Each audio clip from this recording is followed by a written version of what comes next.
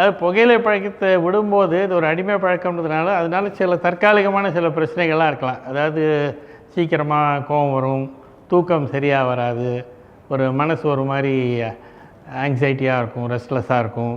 ஆனால் பொதுவாக வந்து ஒரு 2லேருந்து 4 வாரத்துக்குள்ளே இதெல்லாம் அப்படியே போயிடும். பல பேர் வந்து இந்த புகை பழக்கத்தை விட்டாலும் மறுபடியும் அதே பழக்கத்துக்கு திருப்பி போவாங்க. ஏன்னா அது ஏற்கனவே நான் சொன்ன மாதிரி இது ஒரு அடிமை பழக்கம்.